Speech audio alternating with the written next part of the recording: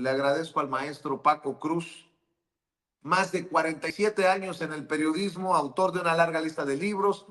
Por cierto, con todos estos temas, importantes sus dos más recientes, Las Damas del Poder, que tienen, por cierto, ustedes a su disposición apartados especiales de Margarita Zavala, de Marta Sagún, de gobiernos panistas, de La Gaviota, del gobierno de Peña Nieto, Las Damas del Poder y García Luna, el Señor de la Muerte, porque hay muchos panistas que quieren olvidar quienes han estado embarrados con García Luna, el Señor de la Muerte, sentenciado a más de 30 años de prisión por sus nexos con el narcotráfico cuando fue el superpolicía de Calderón. El maestro Paco Cruz ya llegó desde tempranito para hablar sin censura. ¿Cómo estás, Paco? Te saludo con mucho gusto. Buenos días. Vicente, ¿cómo estás? Buenos días. Fíjate, estaba oyendo, tú sabes que lo primero que encienden en mi casa es Sin Censura, no ahora, yo te lo dije hace muchísimo. De hecho, cuando mi familia supo que me habías invitado a la primera entrevista, recuerdo mi familia tenía mucho tiempo, meses, si no me equivoco, incluso años, escuchando Sin Censura todos los días. Yo te decía, Sin Censura es la primera voz que se escucha en mi casa, incluso primero que la mía, Vicente. Pero déjame decir, estaba oyendo y fíjate, tienen razón. Cuando hablan, primero déjame ordenar, cuando hablan de los 500,000 millones de dólares que se robó Calderón por la venta de petróleo, fueron 400,000 millones, pues, pero es eso, recibió Felipe Calderón 400,000 millones por la venta de petróleos. El sexenio de Calderón recibió juntos más que el gobierno de Zedillo, de Fox y de Salinas. Todos los tres sexenios juntos no recibieron lo que recibió el gobierno de Felipe Calderón por la venta de petróleo, más el dinero de la deuda. Más el dinero de la deuda, más ingresos extras. Por ejemplo, ¿te acuerdas la pandemia de influenza? 2,500 millones de dólares que no hizo nada y que duró un mes nada más. Y esos 400,000 millones se los repartieron entre gobernadores, secretarios de Estado, la presidencia de la República, los órganos autónomos, y se esfumó el dinero, se esfumó y no hizo nada. Está la barda, está ese monumento a la suavicrema, que además se robaron como 500 millones de pesos, ¿no? Y eso pasó. Eso pasó, es real. Cuando la gente dice se robó 500,000 millones, pues si le sumas lo de la deuda más los 400,000 millones de dólares por la venta de petróleo crudo, se robó mucho más. Empobrecieron a este país. Nunca lo sacaron de la pobreza. Y cuando la gente habla de que deben desaparecer las plurinominales, sí, ya debieron haber desaparecido desde 2018 por lo menos. Mira, cuando las crearon en 1977, crean a Jesús Reyes Heroles, que es de los poquitos priistas decentes, intelectuales.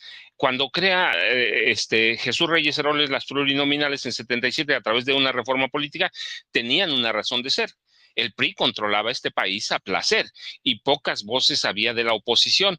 Así que se crea se crean los plurinominales o diputados de partido como un mecanismo para que haya voces opositoras.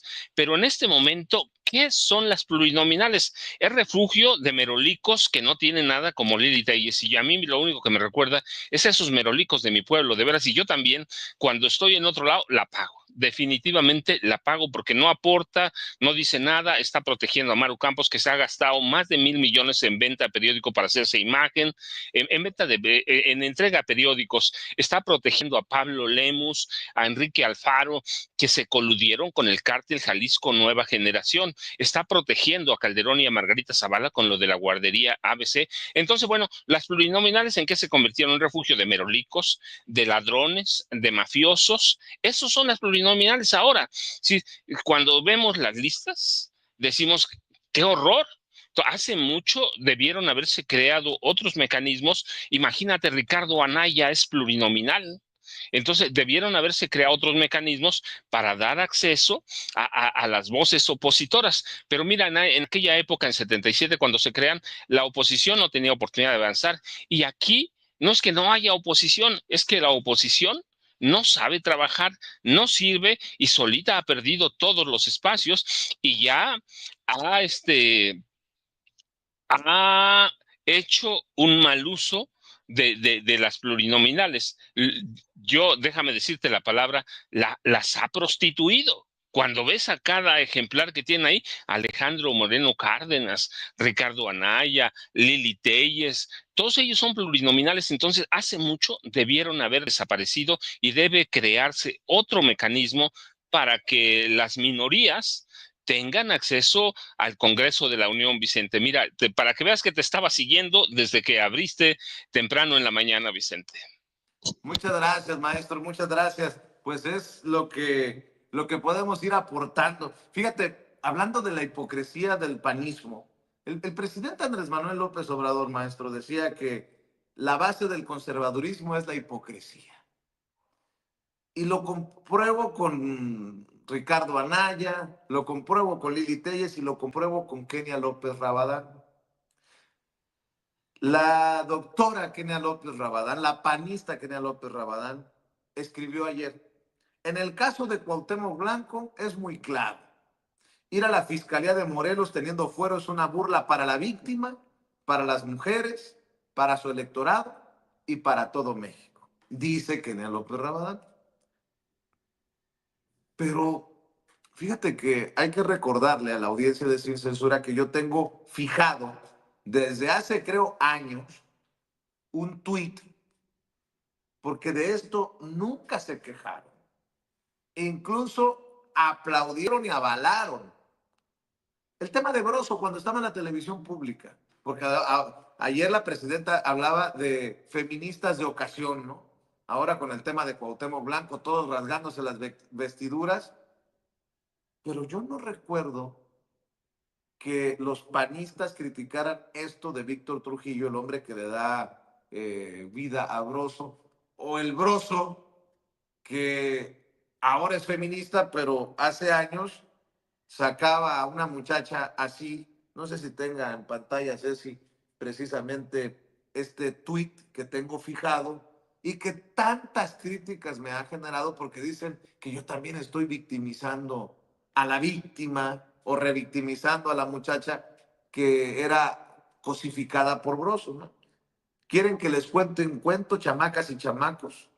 En el Día Internacional de la Mujer no hay que olvidar aquellos tiempos en los que se aplaudía a un payaso misógino que hoy revisa el poder. Eh, Aquellas ocasiones en las que casi manoseaba a la muchacha esta conocida como la Reata, y a otras compañeras que tuvo Broso, y yo no los veía por ningún lado, ¿no? Solo por hablar de hipocresía. Pero bueno, quería también dejarlo ahí sobre la mesa, Paco. Miren, este es el tuit que yo tengo fijado en mi cuenta de X, en mi cuenta de Twitter, para recordarle a los hipócritas que hoy no pueden ser feministas de ocasión cuando avalaron, cuando aparecían, y también hoy morenistas, eh, Marcelo Ebrard se la pasaba chacoteando con Broso a pesar de esta misoginia y de este trato cosificado de las mujeres que aparecían con Broso, que le hacían juego incluso sus compañeros y que ahora son de los que se rasgan las vestiduras por, eh, por el tema feminista, ¿no? Con mucho respeto, lo digo, no le queda a Kenia López Rabadán hoy hablar del tema Cuauhtémoc Blanco, porque yo siempre la recuerdo y a Broso le reclamaban por misógino. Pero bueno, mi querido Paco, hay tantos temas. Tú me dices por dónde entrarle. El tema, por ejemplo, lo voy a poner de esta manera. Lo que podría salvarle la vida al Mayo Zambada son los secretos, la información que tiene. Lo que podría salvarle la vida incluso a Rafael Caro Quintero es lo que sabe. O sea, Caro Quintero enfrenta el repudio de décadas en Estados Unidos por el asesinato del agente de la DEA, Enrique Kiki Camarena. Podría ser sentenciado a pena de muerte y convertirse en un trofeo, en una medallita para Donald Trump. Pero ¿qué sabrán estos personajes que podrían llevarlos a salvar la vida. No sé si lo planteo correctamente, mi querido Paco, tú sabrás mejor. Mira, Vicente, sí, nos centramos mucho en el Mayo Zambada, en el Chapo Guzmán. Incluso yo lo he platicado en la información que tiene Genaro García Luna sobre el crimen organizado, y eso incluye a toda clase de crímenes: narcotráfico, trata de personas, extorsión, corrupción de policías, corrupción de políticos del PRI, del PAN. Nos centramos en ellos y nos olvidamos en personajes como Rafael Caro Quintero, porque decimos, no, hombre, ya es un personaje viejito, ya nadie se acuerda de él, lo quieren por Kiki Camarena. Nosotros mismos hemos contado la historia, toda sobre el asesinato, sobre la formación del cártel de Guadalajara. Pero mira, cuando el juez en la audiencia anteayer le da a los fiscales 90 días para saber si van a pedir la pena de muerte contra Rafael Caro Quintero. Entonces debe prendernos las alarmas. Los fiscales seguramente ya saben que van a pedir. Y ya además hay una orden de Donald Trump, y como están ahorita las cosas, le van a obedecer a Donald Trump. Pero hay otras salvedades que no nos damos cuenta. Rafael Caro Quintero tiene mucha más información en la historia o sobre la historia del narcotráfico en este país que el Mayo Zambada, ¿eh? El Mayo Zambada puede tener información de 87, 90 para acá. Rafael Caro Quintero tiene desde finales de los 70 hasta ahora. Rafael Caro Quintero sabe cómo, por ejemplo, la Dirección Federal de Seguridad se convirtió en los 80s en una escuela y en un refugio de capos y en una escuela para capos. Él conoce toda la historia, cómo y por qué Miguel de la Madrid en 1985 decide desaparecer la Dirección Federal de Seguridad, que era una policía política temible, que recuerdas a qué se dedicaba la Dirección Federal de Seguridad: a desaparecer enemigos del régimen, matarlos, torturarlos, desaparecerlos. Eso era la Dirección Federal de Seguridad. Cuando termina el gobierno de José López Portillo y entra el de Miguel de la Madrid, que fue en noviembre de 82, diciembre de 82, empieza. Entonces la Dirección Federal de Seguridad, con autorización de la DEA, debo decir, y de la CIA, se convierte en un semillero de capos del narcotráfico. Lo que hace cambiar la visión de la CIA y de la DEA es el asesinato del Kiki Camarena. Y recuerdas el asesinato de Manuel Buendía, que se convierte el de Manuel Buendía en la primera ejecución narcopolítica, como lo dijo Miguel Ángel Granao Chapa. Así que Miguel de la Madrid decide cambiarlo, y Caro Quintero era parte fundamental del eje de cómo la presidencia de la República trabajaba con los capos de la droga. Pero Miguel de la Madrid, bueno, lo desaparece, crea lo que era el DICEN, y que luego se transforma en CISEN, pero conserva todos los comandantes de la Dirección Federal de Seguridad, y se vuelve la Dirección Federal de Seguridad, DICEN o CISEN, como quieras, en un semillero de capos de narcotráfico que abarca hasta Genaro García Luna. Y todo ese proceso lo vive Caro Quintero en la cárcel, sí, pero desde la prisión. Recuerda, él controlaba parte del narcotráfico en este país. Desde prisión lo dejaban trabajar, tanto que en 2012 Enrique Peña lo libera, y lo primero que va a hacer a fortalecer su célula que tiene con el cártel de Sinaloa. Así que Rafael Caro Quintero conoce a todos los comandantes de la Dirección Federal de Seguridad que trabajaban con el narcotráfico. Uno dice, no, pues ya muchos ya se murieron, los delitos ya prescribieron. Sí, pero es la historia viva del narcotráfico de fines de los 70 hasta ahora, porque controlaba hasta que lo recapturaron en el gobierno de Andrés Manuel López Obrador. Tiene toda la historia, sabe quién fue José Zorrilla Pérez, sus vínculos con el narcotráfico, de cada uno de los directores de la Dirección Federal de Seguridad: Armando Pavón Reyes, primer comandante incluso de la Policía Judicial Federal. Así que tiene la historia de cada uno, y los expedientes seguramente no los tiene escritos como Genaro García Luna, pero a la memoria, y con la memoria que tiene Rafael Caro Quintero, tiene toda la historia del narcotráfico en este país. Imagínate lo que puede entregarles a los agentes de la DEA y a los fiscales federales. No hay No hay un agente, un comandante de la Dirección Federal de Seguridad que no conozca a Rafael Caro Quintero, incluido Guillermo González Calderoni, que fue el García Luna de Carlos Salinas de Gortari. Así que a todos los directivos de la Dirección Federal de Seguridad los tiene él seguramente en sus apuntes. Y mira, si no me equivoco, si digo que los tiene en su nómina de pago, o los tuvo a todos, porque no hay comandante. No hay comandante o algunos secretarios de gobernación como Mario Moya Palencia, que fue secretario de gobernación con Luis Echeverría Álvarez, que no haya pasado por la nómina del cártel de Guadalajara. Así que imagínate toda la historia que tiene este tipo.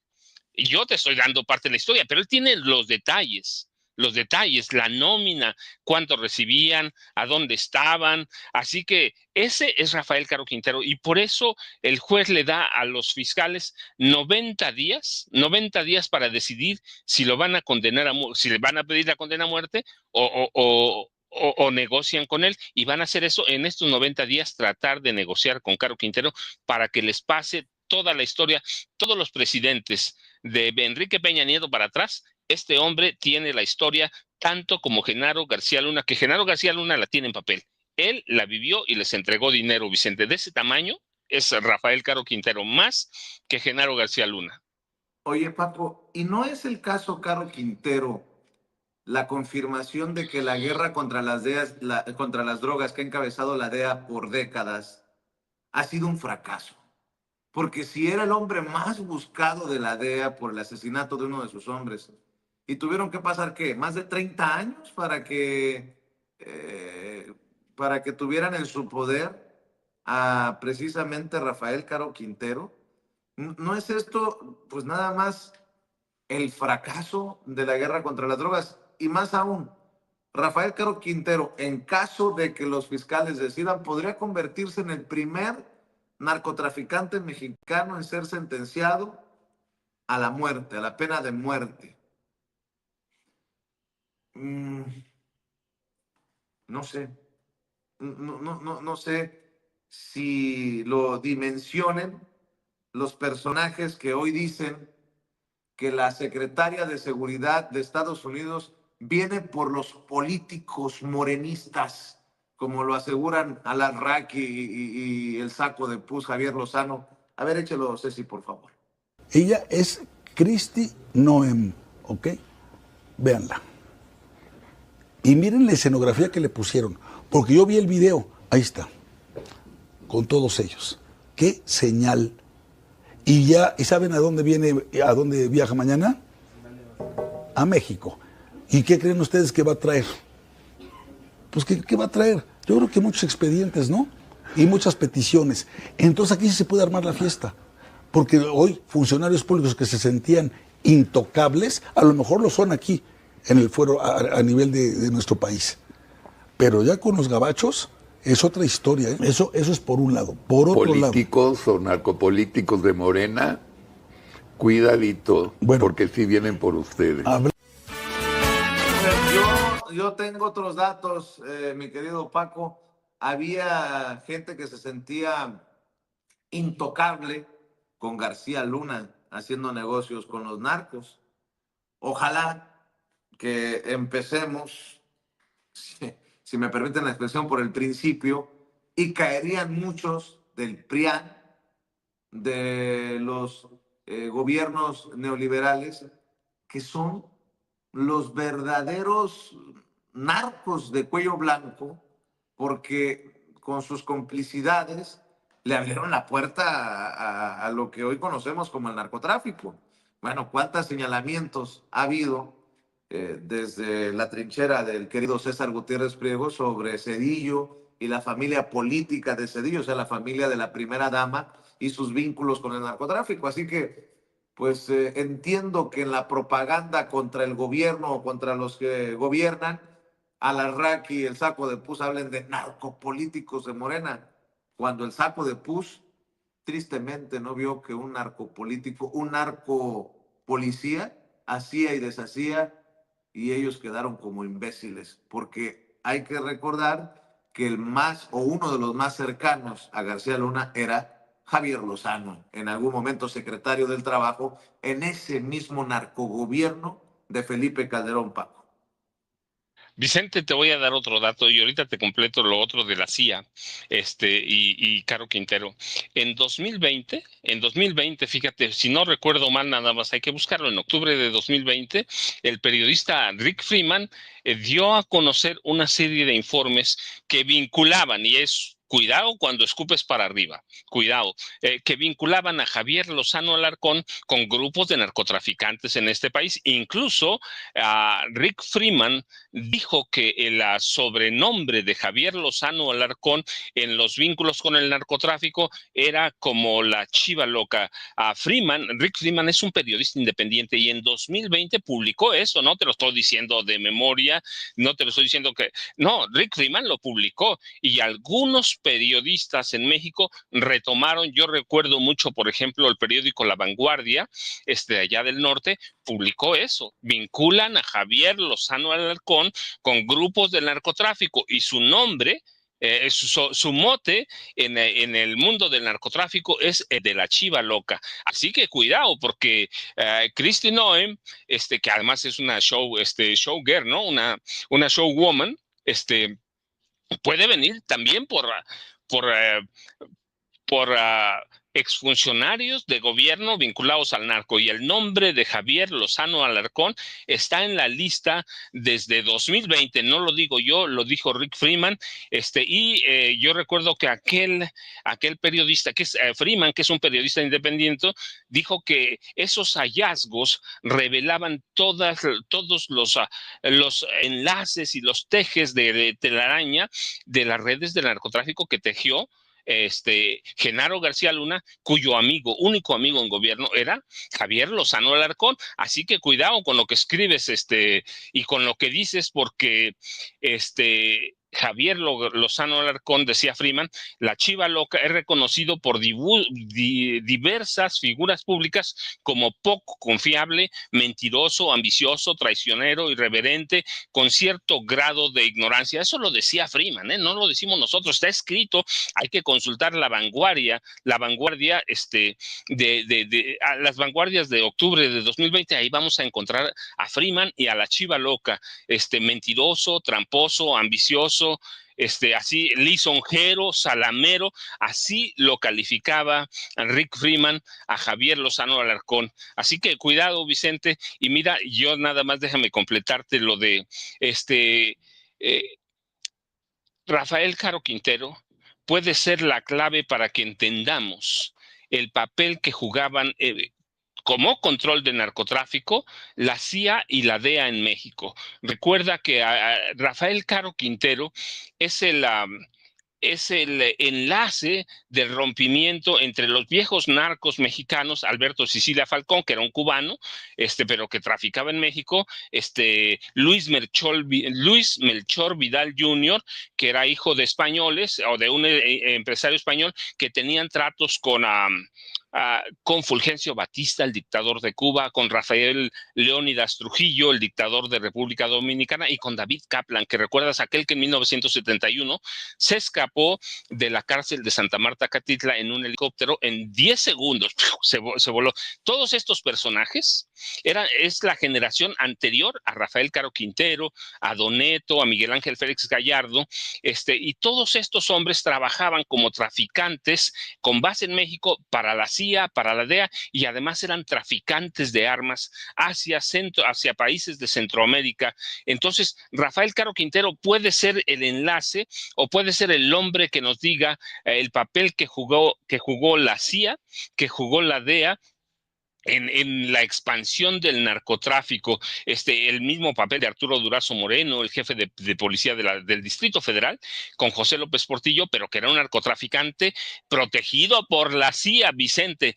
Entonces, tiene este papel de estos nombres que de pronto ya no, uno dice, ya no, ¿quién era Alberto Sicilia Falcón?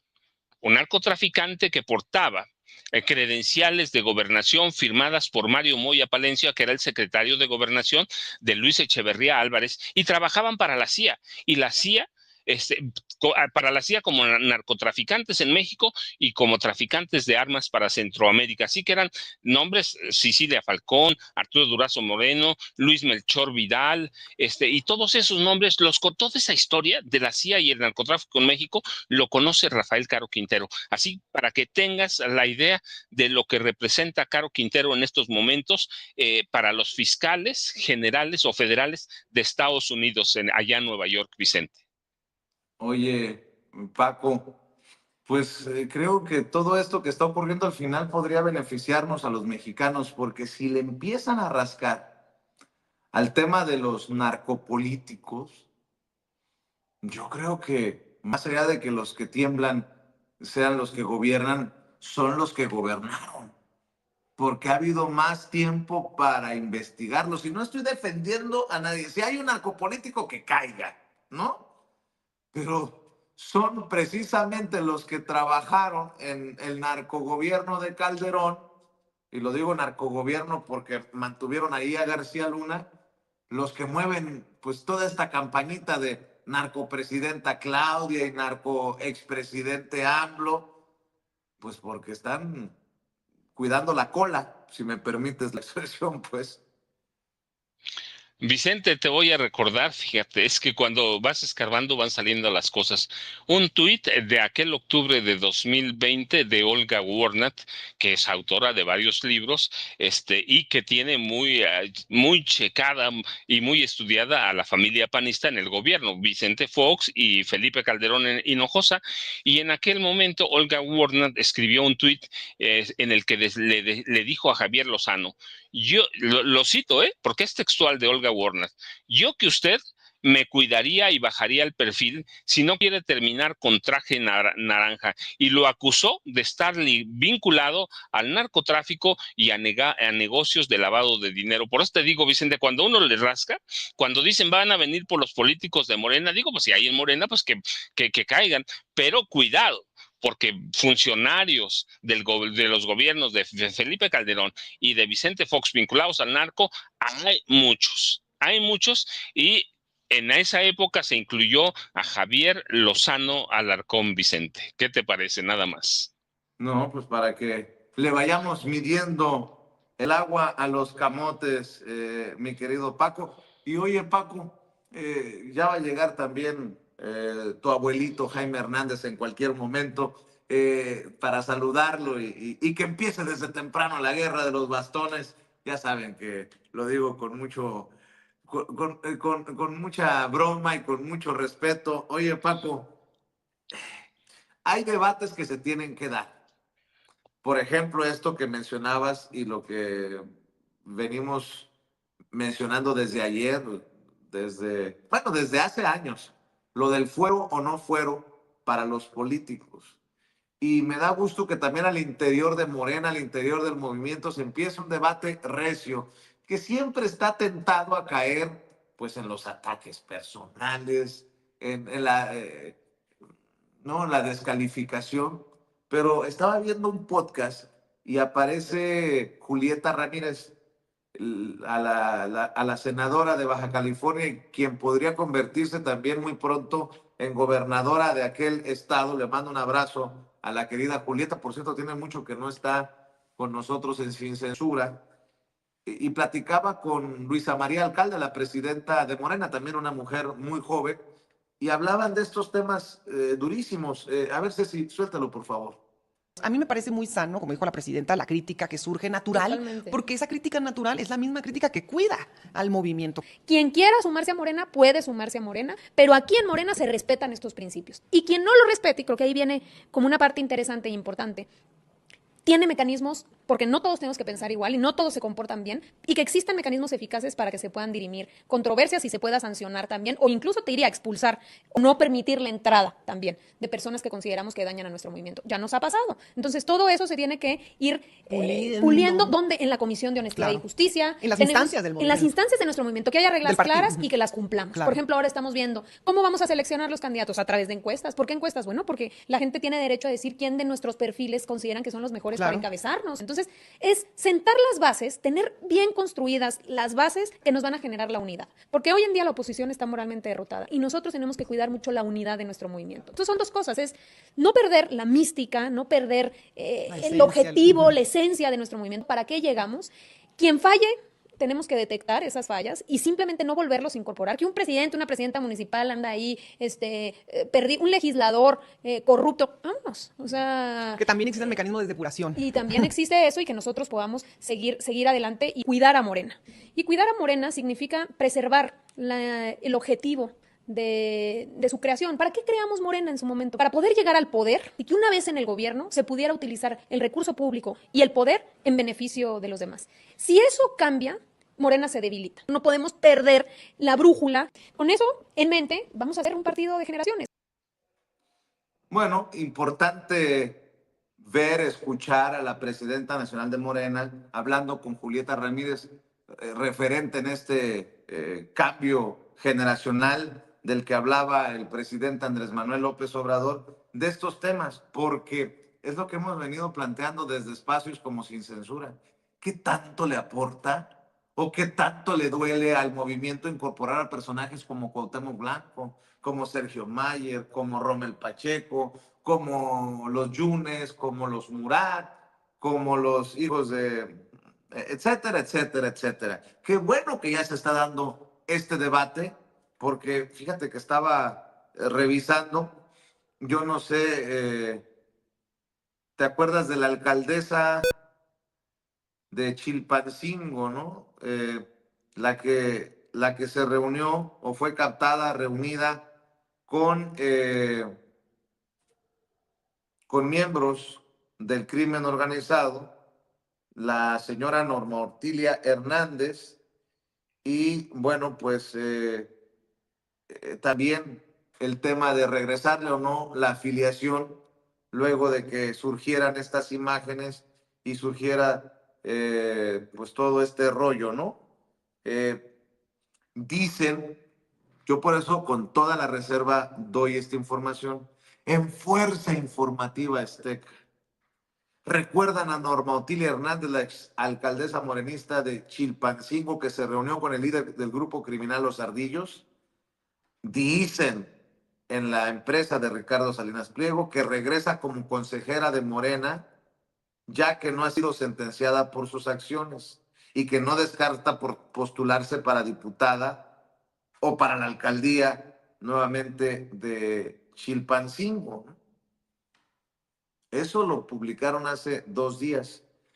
Pero son debates importantes, mi querido Paco. Voy contigo nuevamente. Fíjate, Vicente, yo, por ejemplo, sí avalo el fuero, yo soy en favor del fuero, se creó por una razón, y existe por esas razones todavía. Yo sé que el presidente López Obrador ya no lo tenía, que la presidenta no lo tenía, que hay mecanismos especiales para juzgarlos en el caso de que se requiera, pero lo que yo alego es que sobre el fuero es que hay mecanismos en este momento, hay mecanismos para hacer cumplir a personajes como Cuauhtémoc Blanco, que no los usan o que hay negociaciones políticas o negociaciones bajo la mesa, que aquí las hemos denunciado, la de los Yunes, Mayer, ¿no? Mayer, Adolfo Mayer. Aquí lo hemos denunciado. El de Cuauhtémoc Blanco es lo mismo, ¿qué es lo que pasa?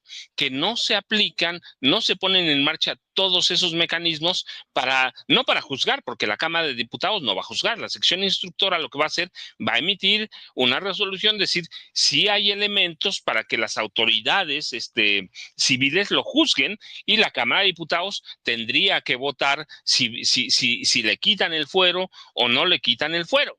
Entonces, para mí, la cuestión es que no se cumplen, pero hay muchos personajes que decimos, ahí están, lo hemos denunciado, y Morena tiene que limpiarse. Hemos dicho también que el pragmatismo de Morena, sobre todo en los últimos meses de 2023, parte de 2024, son peligrosísimos. Son peligrosísimos. Es decir, también hemos dicho que Morena debe someterse a una autorreflexión, a una autodepuración, si quiere seguir dando los resultados que ha dado.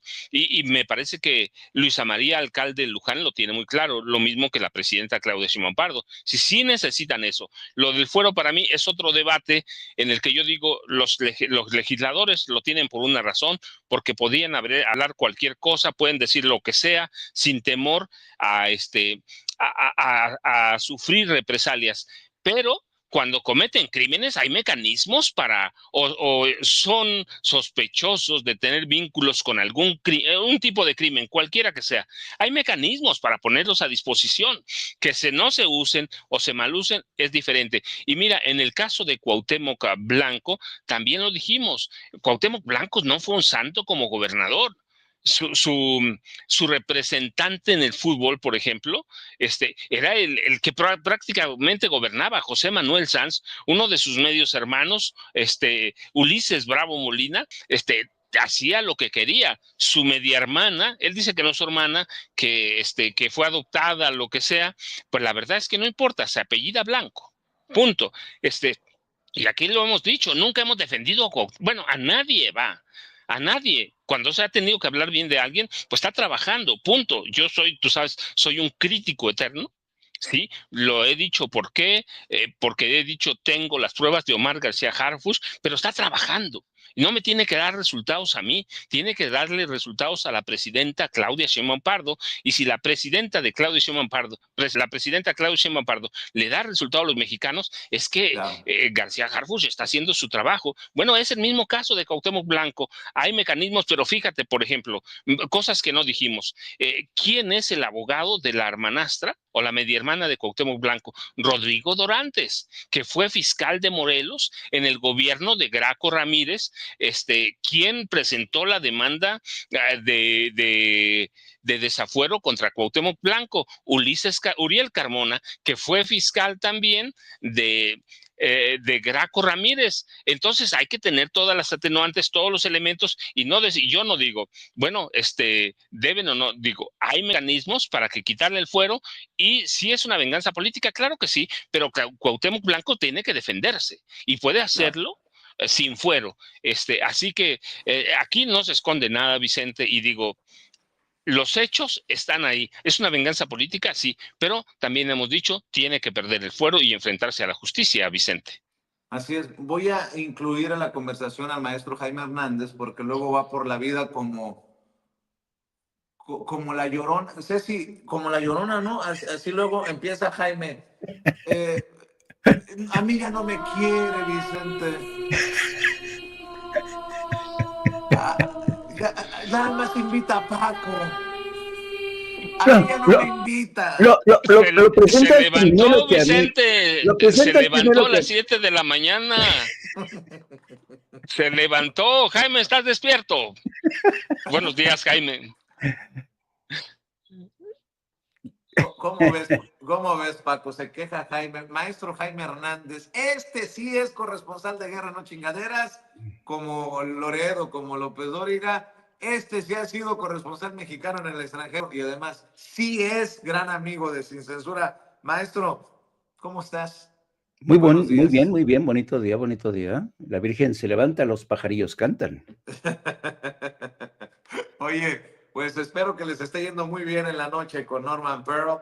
Ayer veía que entrevistaban también a Hamlet Almaguer y viento en popa todo. Y nosotros desde esta trinchera, pues seguimos con temas que son candentes, ¿no? El fuero, no fuero, Cuauhtémoc Blanco le suma o le resta al movimiento. Estamos al pendiente del caso de Rafael Caro Quintero, por lo que sabe y que podría llevarlo a salvar la vida en caso de que busquen sentenciarlo a muerte en Estados Unidos. Hay tanta información para cerrar la semana, mi querido Jaime.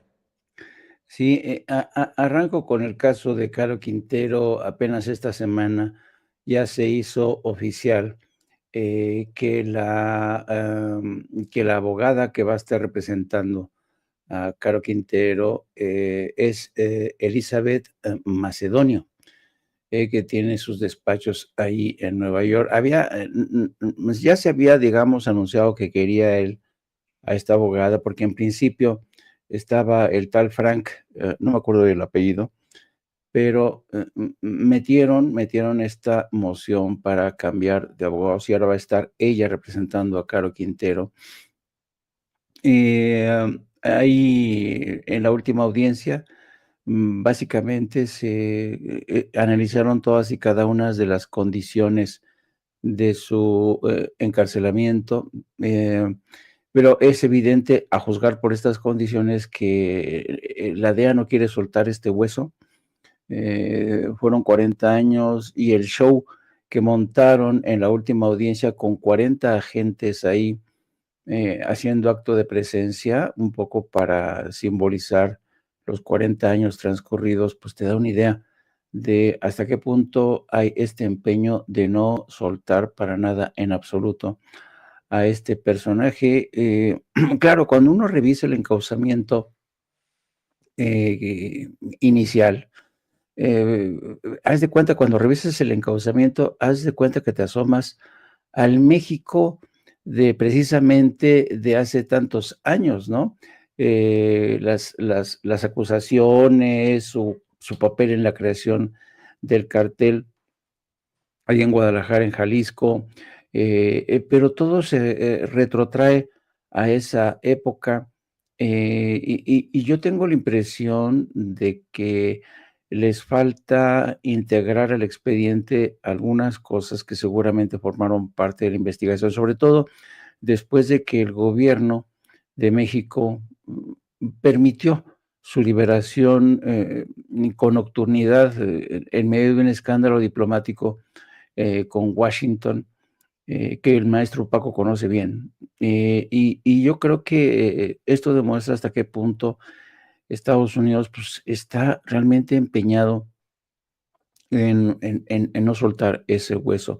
De otro lado, hoy, como decía Vicente Fox, llega a México y se reúne en Palacio Nacional con todo el ejecutivo de la presidenta Claudia Sheinbaum, la secretaria de Seguridad Interna de Estados Unidos, esta mujer que, ay Dios mío, yo no sé si has visto este video, querido Vicente, de esta mujer, porque su primera escala fue en San Salvador y desde San Salvador transmitió con las imágenes de los hombres que están encarcelados en este centro carcelario del que presume tanto el carcelero de Donald Trump, el secretario,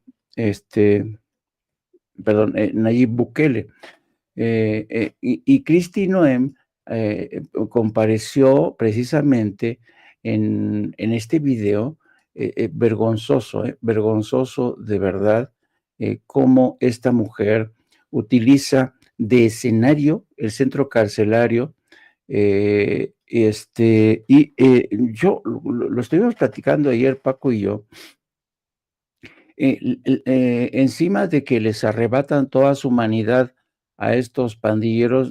Aquí no estoy diciendo que sean culpables, inocentes, pero es realmente penoso que esta mujer utilice de escenario a carne humana, a seres humanos, ¿no? Para exponerlos, para decir, y aquí estamos, y todos aquellos criminales, terroristas que se atrevan a venir a Estados Unidos con fines aviesos, los vamos a encarcelar aquí, ¿no? Y después de su show, que ha costado dinero, porque acuérdense que Estados Unidos le pagó $6 millones al joven Bukele, a su carcelero, para retenerlos ahí. Después de eso se fue a Colombia. Ayer mismo se reunió con la ministra de Exteriores, la recibió brevemente Petro Gustavo para firmar un acuerdo bilateral que permitirá a Colombia y Estados Unidos intercambiar datos biométricos para, según explica la propia secretaria de Seguridad Interna, para tener un banco de datos que permita a Estados Unidos, que permite a Estados Unidos ir a seguir la pista a criminales, organizaciones criminales, y hoy vamos a ver qué tipo, miren, aquí está esta foto. Ven el fondo que utiliza como escenario esta mujer. Ayer se paseó como la dueña del centro carcelario, acompañada por funcionarios de la embajada, funcionarios del gobierno. Les ordenaron a los pobrecillos hombres estos que posaran a espaldas de la funcionaria. Y uno dice, qué grosero trato de inhumanidad a estas personas. Y a mí, francamente, me resulta chocante ver esta imagen, ver de lo que es capaz esta mujer. Ella, saben, fue gobernadora de Dakota del Sur. Ella es un clon, podría decirse, es un clon de Donald Trump. Es una mujer antiinmigrante, pero en serio, o sea, son de estas mujeres que cuando era gobernadora de Dakota del Sur decidió sumarse a la campaña de Texas para blindar la frontera, mandó a Texas, aparte del contingente de Dakota del Sur de la Guardia Nacional. En el discurso de ayer, por supuesto, en Colombia, pues ella procuró guardar las formas, sobre todo teniendo en cuenta que el presidente de Colombia es Gustavo Petro, diciendo, nos gusta mucho el café colombiano, hemos venido aquí para... Y sospecho que se va a montar un numerito similar hoy en Palacio con la presidenta, que pues ha utilizado este tema, el tema de la cooperación de seguridad transfronteriza, la lucha contra el fentanilo y otras drogas, como moneda de cambio frente a la administración de Donald Trump. Y un elemento más adicional me está llamando la atención, queridos amigos. Esta mañana me llevé la sorpresa con la portada del País, que dice que tiene un reporte, según el cual, tiene un reporte que le han entregado a la Comisión Estatal de Jalisco para sustentar que sí que hubo, ¿cómo se llama? Hornos crematorios en Teuchitlán. A mí, francamente, esta nota parece ser que vuelve a tratar de atraer la atención sobre el tema de los hornos crematorios. Citan a este estudio de la Secretaría de Ciencias, Humanidades, Tecnología e Innovación del Gobierno de México, que habría sido, yo no entiendo por qué, este estudio ha sido suministrado precisamente a la Comisión Estatal de Búsqueda de Jalisco. Y esto es lo que me resulta un tanto extraño, porque en lugar de pasárselo a la Fiscalía General, se lo pasan a la Comisión Estatal de Búsqueda de Jalisco. Esto me tiene realmente intrigado, y porque se supone que ese informe se lo hicieron llegar en exclusiva al País. Y claro, van a tratar de utilizar este reporte para volver a insistir que detrás de todo esto sí que había campos de exterminio, crematorios, que es el relato que nos quieren vender para distraer la atención, para reforzar el relato que ha estado machacando la oposición, asegurando que sí que hubo crematorios clandestinos. No me extraña del país, el país se ha prestado desde hace mucho tiempo a esta labor de hacerle el caldo gordo a la oposición. Acuérdense que El País es un diario que vivió épocas doradas durante el panismo y el priismo, con contratos millonarios para editar los libros de texto en las escuelas públicas. Sus corresponsales en México tenían casi una categoría de virreyes, se les recibía con alfombra roja en Los Pinos y en Palacio Nacional. Así es que yo creo que El País, que es un periódico que piensa sobre todo, como dicen en España, en la pela, es decir, en el dinerito, pues parece ser que está tratándole de hacer nuevamente el caldo gordo a esta gente. Y un último apunte, fíjense que no me sorprende, pero da un poco idea de cómo se sigue manejando Donald Trump en la escena internacional. Ayer la agencia Reuters dio a conocer que Donald Trump ha decidido suspender, las aportaciones de Estados Unidos a la Organización Mundial de Comercio. ¿Se acuerdan que Canadá ya había dicho que Canadá ya había dicho que iba a interponer este tema ante la Organización Mundial de Comercio? Pues Reuters ahora dice que Donald Trump ha decidido cancelar la aportación, es decir, su adhesión a la Organización Mundial de Comercio. Vivimos en una época extraña donde Donald Trump trata de meter reversa en el escenario internacional para ponerle ahora sí que en la madre a todos estos organismos multilaterales que no es que hicieran una gran labor, porque la ONU ya me dirán qué labor hacía para detener el genocidio en Gaza y Cisjordania o en otros múltiples puntos que incendian el planeta, pero desconoce a la ONU cuando le conviene, y ahora, por orden de Donald Trump, Estados Unidos ha decidido pausar sus contribuciones financieras a la Organización Mundial de Comercio, una organización que costó muchísimo trabajo articular, financiar, y sobre todo a la que se consideraba como el árbitro máximo de toda disputa comercial.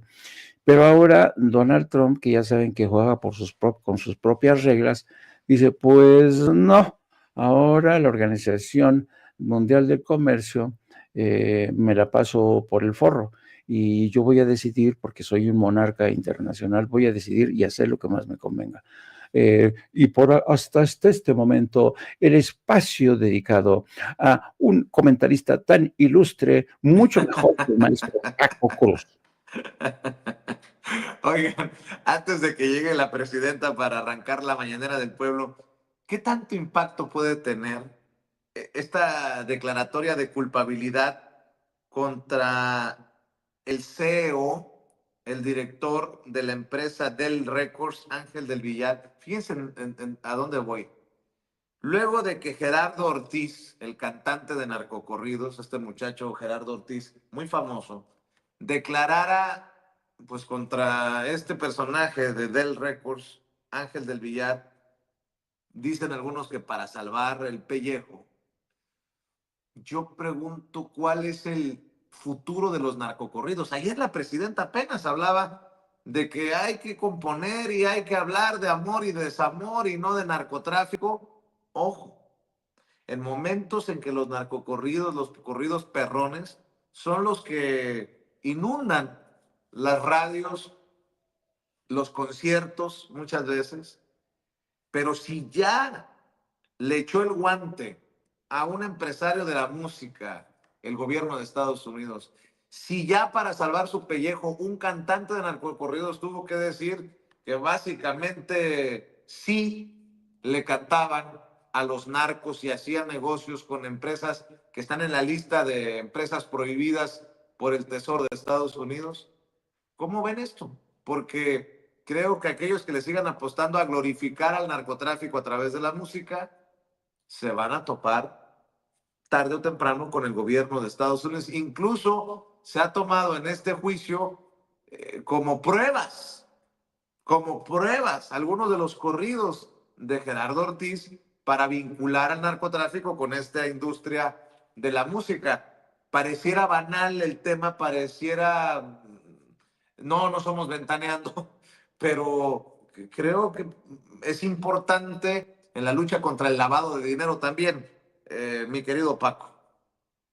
A ver, fíjate, Vicente, es que Ángel del Villar no es muy conocido en México, pero es un hombre que tiene una carrera importantísima en la producción de música y en esto de los narcocorridos hay una historia larguísima.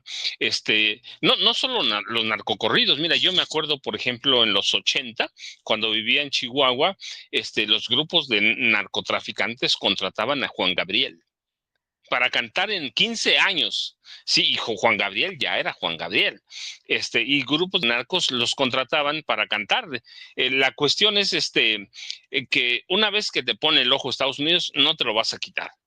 Segundo, Ángel del Villar,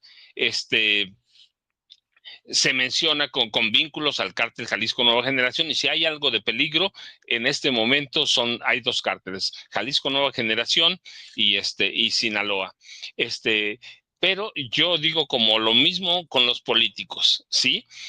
Hay que investigarlos a todos. Algunos de ellos, como pasa en la vida normal, van a quitarse culpas y culpar a otros para zafarse, pero hace mucho los productores, los artistas tienen vínculos, a veces sin quererlo, hay que decirlo, con grupos narcotraficantes, con los cárteles, ¿va? Yo te decía lo de Juan Gabriel, alguna vez me tocó ver cómo a través de otro grupo, que nada tenía que ver con el narco, pero que era parte del narco, lo contrataban sin saber que le iba a cantar a narco. Seguramente que en algunas otras ocasiones lo supo, no es descartable que algunos tengan colaboración, con el narco, pero no podemos generalizar, lo mismo que con los políticos. Si alguien tiene que caer, que caiga, pero que sea a través de investigaciones, no por señalamientos de una persona. Si vas a investigar a uno, tienes que investigar a todos. Y en el tema de la música, hay mucho camino por recorrer, pero desde hace mucho tiempo, Vicente. Yo digo eso porque, pues, porque me tocó vivirlo en algunos aspectos, en que recuerdo sobre Juan Gabriel, que lo contrataban grupos de narcotraficantes, y ¿quién tiene dinero, tanto dinero para contratar artistas así? Los narcos. ¿Saben o no saben? Pues es cuestión de investigar, Vicente, yo digo. Así es, cuestión de que le rasquen. Estoy viendo que el cantante Gerardo Ortiz, no lo había abordado el tema, pero viene desde hace días, se declaró culpable de dar conciertos a narcotraficantes violando la ley Kingpin de Estados Unidos. Esta que impide por parte del gobierno de Estados Unidos hacer negocios e imponer sanciones a personas involucradas con los negocios a empresas ligadas al narcotráfico. Fíjate lo que pusieron como evidencia en el juicio. El video de Damaso y ¿Quién se anima?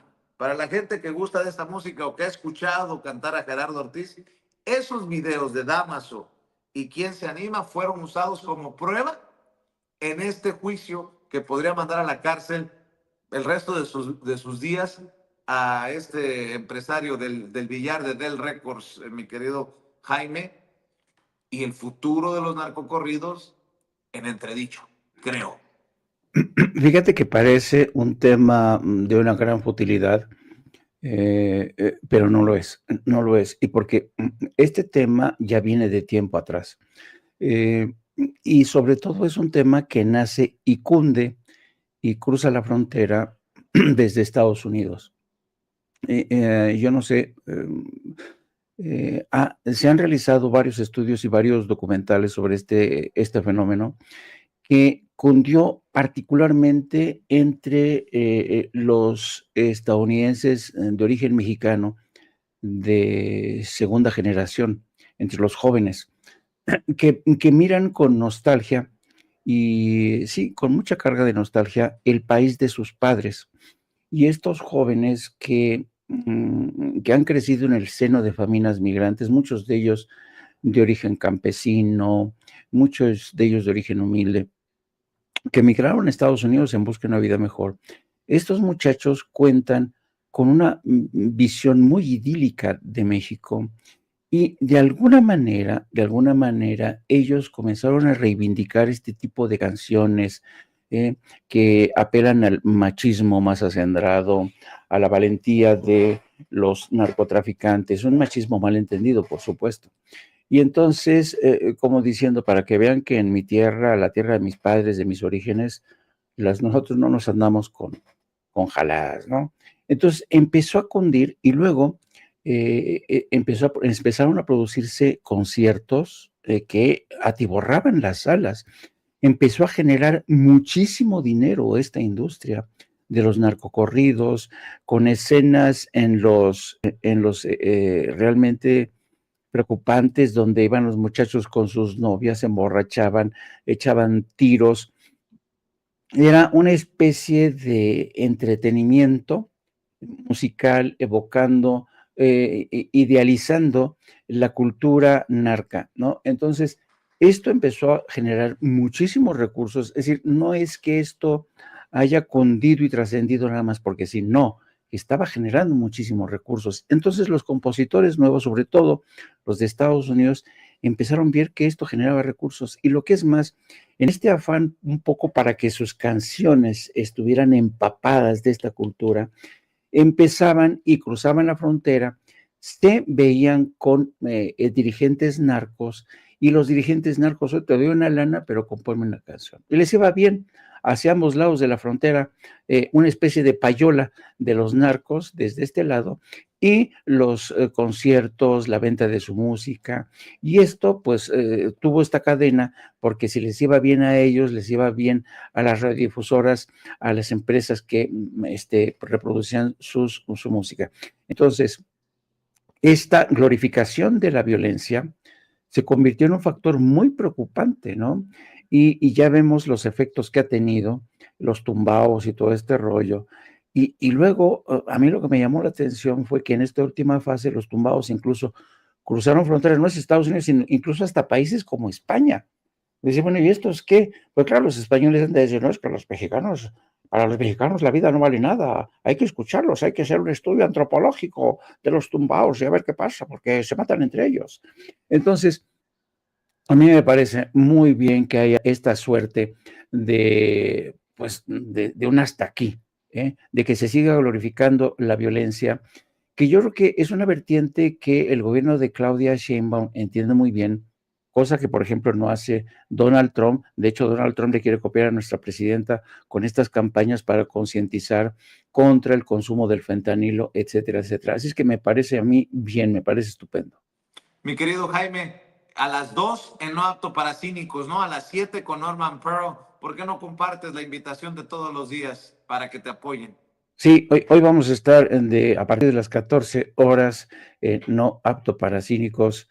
Vamos a seguir haciendo un poco seguimiento de todo lo ocurrido, a menos que nos sorprenda la vida hoy con más historias. Vamos a ver qué es lo que dice la presidenta, vamos a ver qué da de sí este encuentro de la presidenta y su equipo con la secretaria de Seguridad Interna. Y luego, a partir de las 7 horas, nos vemos ahí con mi querido Norman y mi querido maestro Paco. ¿Sabes que el maestro Paco a mí me impone mucho? Me revisa mis textos.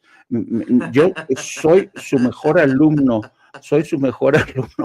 El maestro Paco, tengo que decirlo, tiene un chingo de experiencia y me jala de las orejas. Me dice, no, mi cabrón, no, así no, así no. Y me corrige y me dice, ponle una coma, le faltó una coma, Jaime, esto. Pero yo respeto la experiencia. Así son los papás y los abuelitos.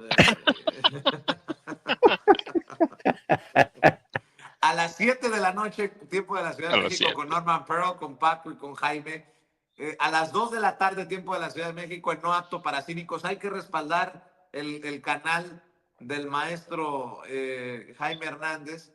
Y a ver cuándo sacas tu canal también, Paco. Mientras tanto, que siga la gente buscando tus dos más recientes libros, Las Damas del Poder y García Luna, El Señor de la Muerte. Por cierto, me preguntan la cuenta de Jaime en redes sociales, @Jaime Journo, de jornalista.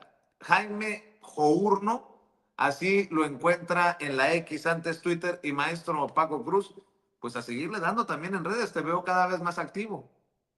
Sí, Vicente, mira, pero hago una aclaración. No, yo nunca voy a abrir un canal YouTube.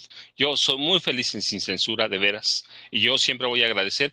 Y debo ser claro, yo, mi pasión es escribir libros. Estoy aquí por ti, tú lo sabes, y claro, por todo el equipo Sin Censura, todo que me ha tratado maravillosamente, pero yo lo descarto absolutamente. ¿Por qué?